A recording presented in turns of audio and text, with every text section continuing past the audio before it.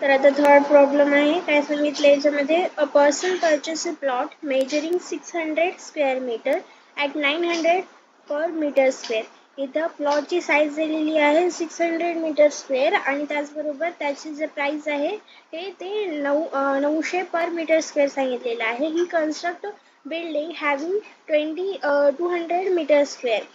त्यांना ज्याचा buildup area 200 metre square आहे, तर तिथे त्यानं एक बिल्डिंग कन्स्ट्रक्ट केलेली आहे आणि त्या बिल्डिंगची कॉस्ट पर मीटर स्क्वेअर किती आहे, तर 700 दिलेली आहे.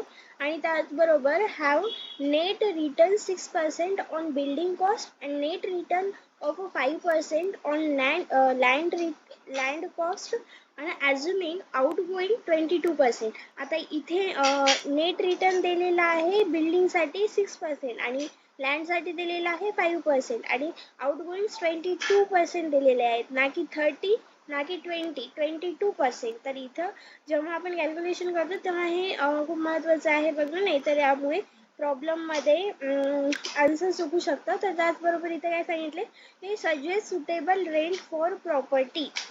तर आता आपण गिवन डाटा लिहून घेतलेला आहे. तर आता आपल्याला काय फाइंड करायचं आहे, मंथली रेंट फाइंड करायचं आहे. तर आपल्याला कॉस्ट ऑफ लँड काढायचे. लँडसाठी काय दिलेलं आहे, 600 त्याचा एरिया आहे आणि 900 त्याचं प्राइस आहे सांगितलेलं आहे. तर मग आपण त्याला मल्टिप्लाय केल्याच्या नंतर त्याचा आन्सर काय येते, 5,40,000 रुपये. आणि त्याचबरोबर कॉस्ट ऑफ बिल्डिंग किती दिलेली आहे, ज्याचा बिल्टअप एरिया 200 दिलेला आहे आणि रेट दिलेला आहे 700 पर मीटर स्क्वेअर. तर आपल्याला त्याचं येते प्राइस 1,40,000.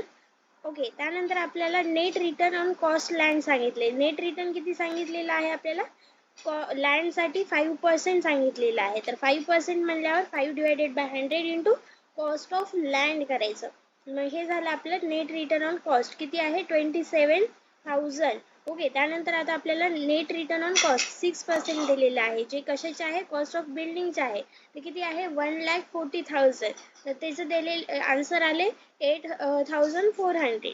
आता total net return is nothing but काय आहे, net on cost of land आणि net return on cost of construction. तर या दोघांचे ॲडिशन केल्यावर 35,400 आपल्याला 400 आपल्याला टोटल नेट रिटर्न आले. आता नेट इन्कम काय आहे, तर ग्रॉस इन्कम मायनस आउटगोईंग्स आहे. आणि आपल्याला काय करायचं आहे, आपल्याला ग्रॉस इन्कम काढायचं आहे. आपण ग्रॉस इन्कमला एक्स कन्सिडर करून काढत आहोत.